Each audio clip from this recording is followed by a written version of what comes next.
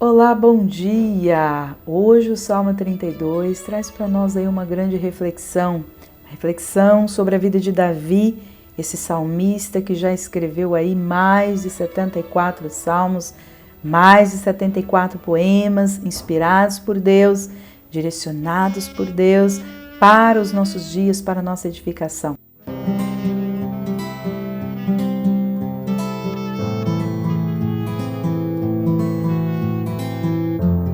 A única oportunidade que Davi teve, ele cometeu o pecado de adultério, ele cometeu o pecado de homicídio, ele cometeu o pecado de mentira, de engano.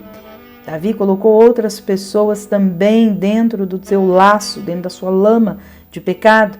Neste tempo, Davi estava ali enredado por um pecado onde ele enganou o seu soldado, um soldado ao qual era um soldado fiel, um soldado responsável.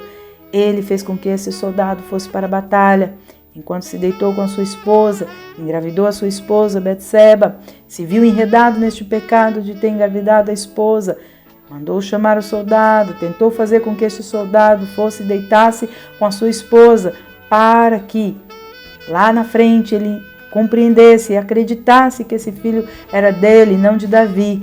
Mas o soldado, muito certinho, todo correto, não foi se deitar com a sua mulher, porque naquela época os soldados não se deixavam enfraquecer nas batalhas, e deitar-se com a sua mulher era um sinal de fraqueza, poderia colocar em risco toda a batalha, toda a guerra.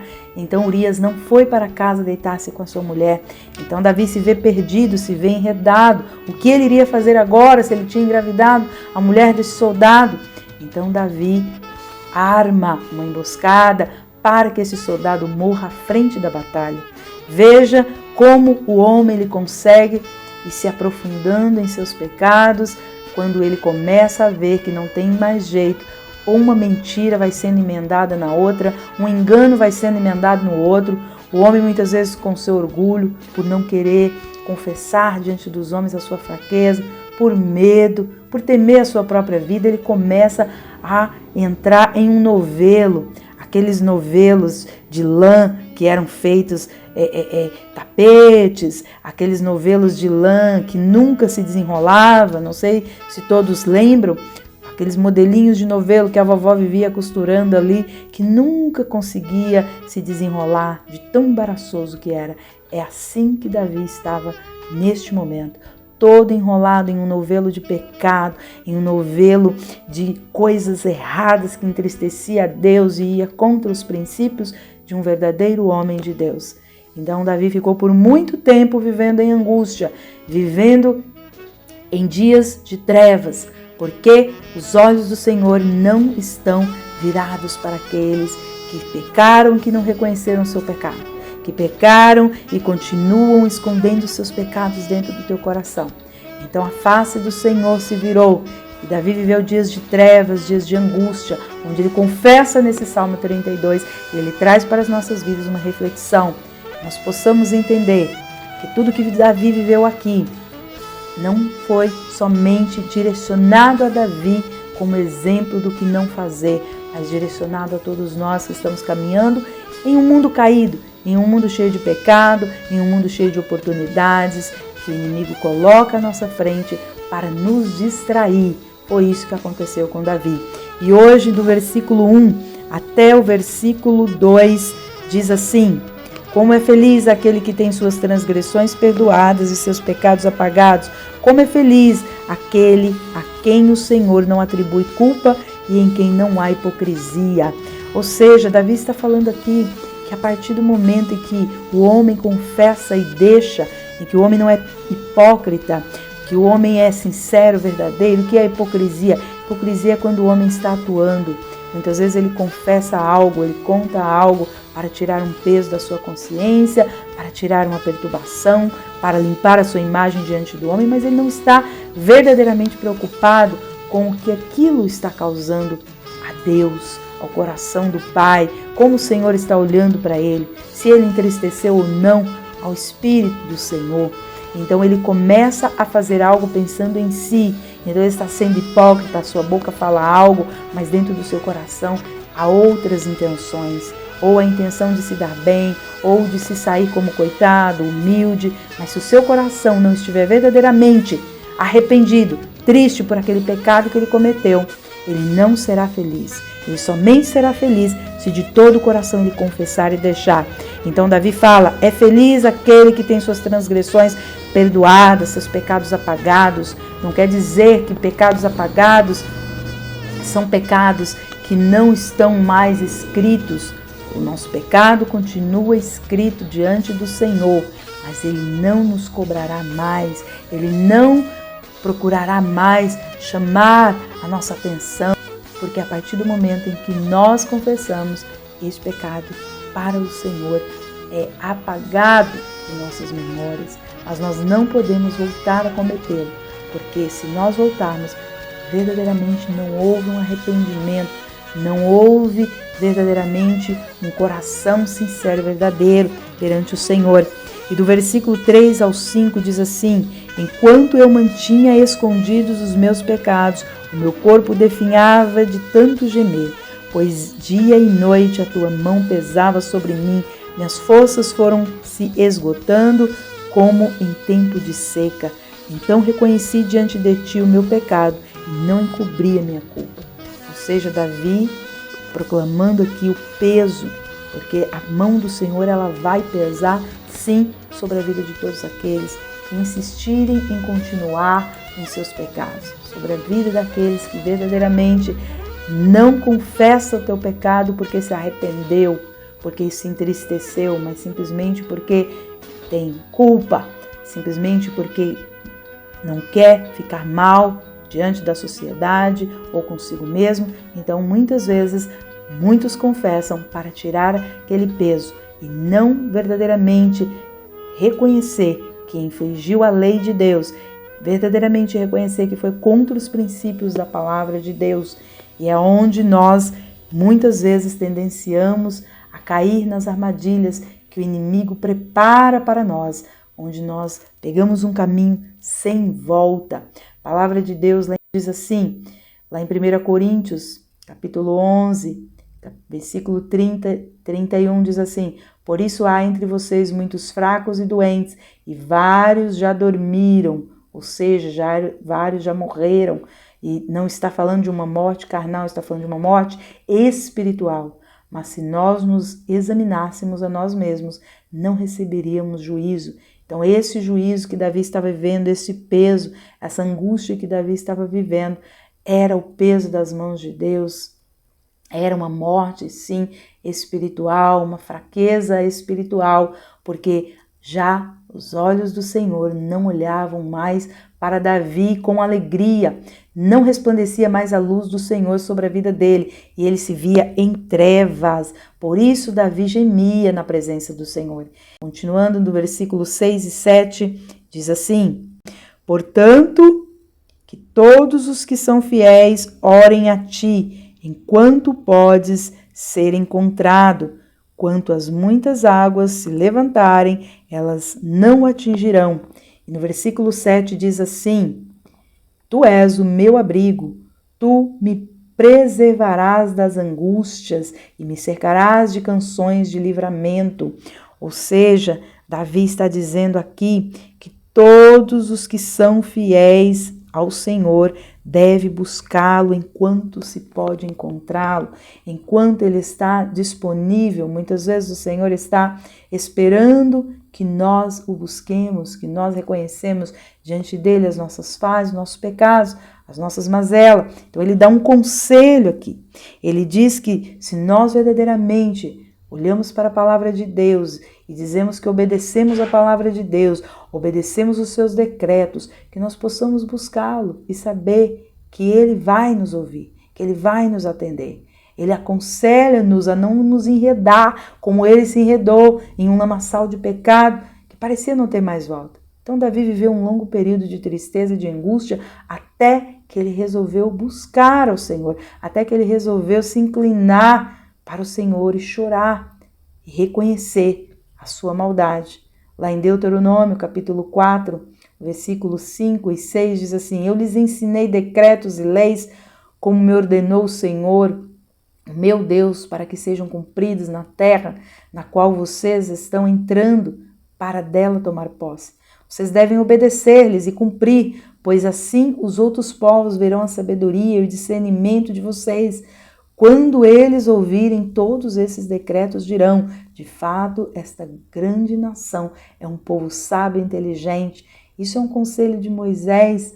Antes do povo entrar na terra prometida, ele estava dando conselho que o povo fosse fiel, que o povo obedecesse a palavra de Deus, para que eles tivessem uma vida de exemplo, para que quando os outros que andavam em um mundo caído, para que quando os outros que ainda não tinham aceitado esse Deus olhassem para eles, de fato, vissem neles uma grande nação, um grande povo, um povo sábio, um povo inteligente, um povo direcionado por Deus. Porque é assim que acontece na nossa vida. Quando nós servimos a Deus e honramos a Tua palavra e andamos debaixo da Sua missão, daquela missão a qual Ele nos colocou para viver aqui na terra, nós vamos ser pessoas bem-aventuradas, pessoas felizes, pessoas que não vamos ter do que nos envergonhar, assim como Davi estava tendo. Davi tinha 1000 motivos para se envergonhar, por isso ele não confessava o seu pecado. Ele era um grande rei, reconhecido entre as nações. Como que um grande rei iria reconhecer algo tão sórdido assim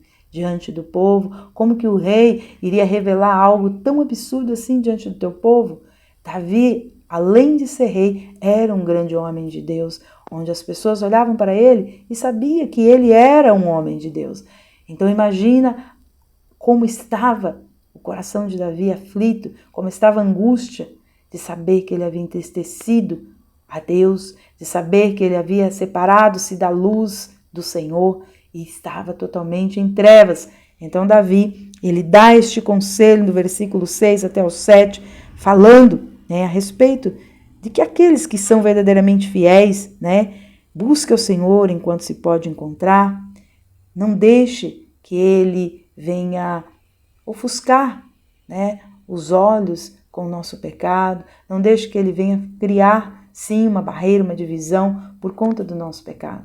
Lá em Isaías, capítulo 55, versículo 6, diz: busquem o Senhor enquanto se pode achar, clame por ele enquanto ele está perto. E é este o conselho que Davi dá aqui, do versículo 6 até o 7, que nós busquemos ao Senhor enquanto se pode achar, porque ele é o nosso abrigo, Ele é o único que vai nos preservar no dia da angústia e vai nos cercar e vai nos livrar de todo o laço, de toda armadilha que o inimigo estiver preparando para nos levar à morte. Então, aquele que é fiel às Escrituras, à palavra do Senhor, aquele que verdadeiramente carrega o decreto do Senhor dentro do teu coração, este deve buscar o Senhor o mais rápido possível para que ele possa inclinar as suas mãos, inclinar os seus olhos e nos ajudar e nos tirar deste mar de pecado.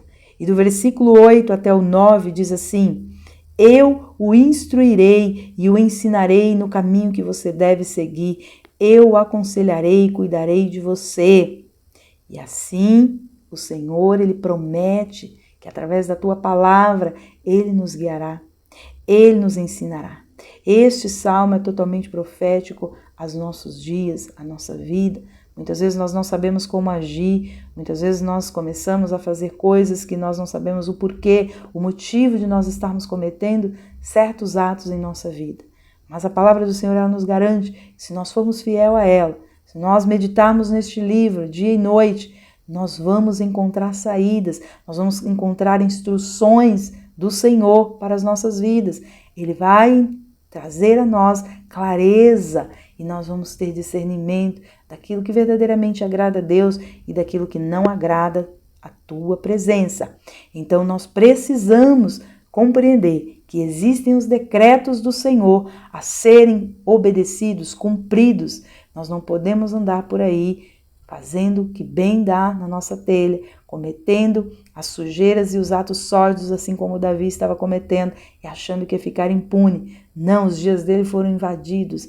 E os dias daquele que serve a Deus, daquele que verdadeiramente carrega a palavra de Deus dentro do coração, virarão trevas. Esses dias virarão trevas se ele não se arrepender e se ele não se entregar verdadeiramente aos pés do Senhor, sem hipocrisia, sem mentira, com o coração sincero, verdadeiramente arrependido de seus atos, triste por decepcionar, sim, a palavra de Deus, por colocar, sim, por terra os mandamentos do Senhor dentro do teu coração.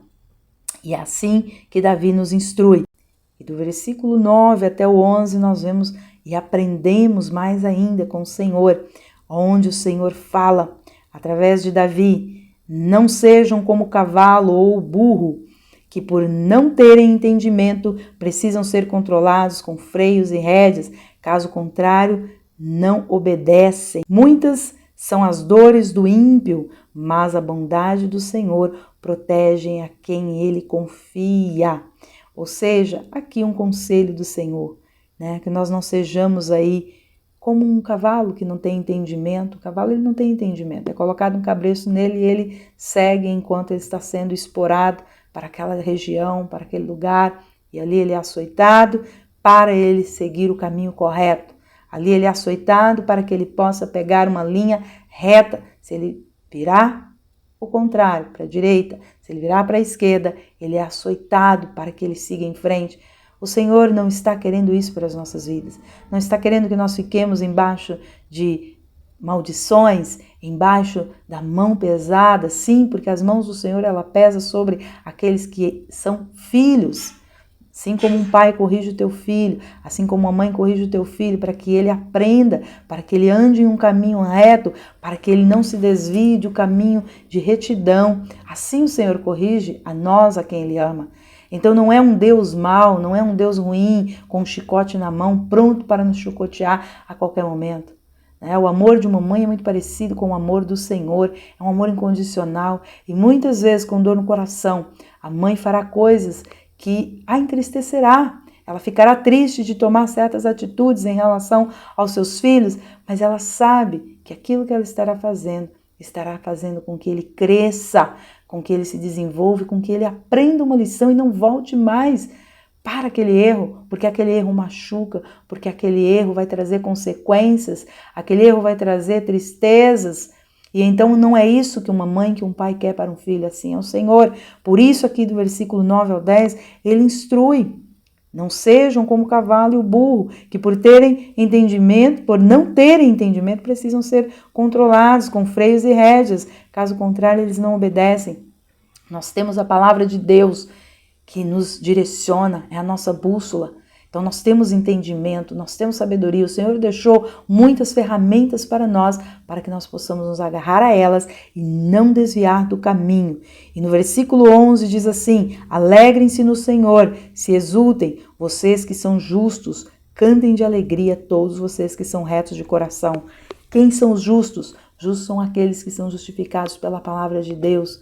Toda a justiça que nós vivemos, que está aqui dentro, o amor, a paciência, a longanimidade, tudo isso nos leva a produzir frutos que não nos deixará cair nas armadilhas, nas ciladas que o inimigo tem preparado para nós, para que possamos pecar e entristecer ao nosso Deus. Então, nós precisamos entender que só serão felizes, só serão bem-aventurados, só serão, sim, exaltados aqueles que são justos, aqueles que vivem os princípios da palavra de Deus, que são retos de coração, assim como no versículo 11 diz: todos vocês que são retos de coração. Não adianta nós falarmos com a nossa própria boca que nós fazemos e que nós obedecemos e que nós oramos e que nós meditamos neste livro e que nós obedecemos este livro, se dentro do nosso coração está cheio de maldade e de más intenções, assim como estava o coração de Davi. Então nós precisamos compreender que a partir do momento que o nosso coração estiver falando juntamente com a nossa boca, expressando os mesmos atos, nós vamos entender que aí sim alcançaremos misericórdia, alcançaremos o favor do Senhor sobre as nossas vidas. Que o Senhor possa hoje trazer uma compreensão ao teu coração e que você possa saber que feliz é aquele que verdadeiramente confessa o seu pecado e deixa, se arrepende, se entristece por ir contra os princípios da palavra de Deus, que aquele que verdadeiramente professa uma fé, um amor genuíno ao Senhor, não andará em pecado. Vai ter, sim, dias de trevas, dias de laços em que nós, muitas vezes, ingênuos, cairemos, porque estamos em um mundo sujeito a isso, mas não quer dizer que por nós sabermos que o Senhor ele é fiel para nos perdoar, que o Senhor ele é bondoso e que a sua justiça não falhará sobre a vida daqueles que se arrependem, que nós não venhamos colocar isso no nosso coração como pretexto, como desculpa para vivermos pecando aqui e ali, sem nos preocupar com o entristecer do Espírito Santo, com o afastar da luz do Senhor das nossas vidas, porque neste tempo muitas coisas podem acontecer e nós podemos sim ser acometidos de uma morte espiritual, a qual podemos não conseguir mais voltar. E então pegarmos sim uma linha sem volta, aonde o Senhor com certeza estará triste por nós, mas nada poderá fazer se nós não nos arrependermos de todo o coração e deixarmos nossa vida de pecado, deixarmos nossa vida de transgressão, mentiras, enganos, falsidades, tudo aquilo que é do outro, que nós cobiçamos e queremos para a nossa vida, né? A inveja, da alegria, da felicidade do nosso irmão, ficarmos remoendo ódio, né? Ficarmos com falta de perdão para com o nosso próximo, seja ele quem for. Nós precisamos tirar de dentro do nosso coração tudo aquilo que entristece a Deus.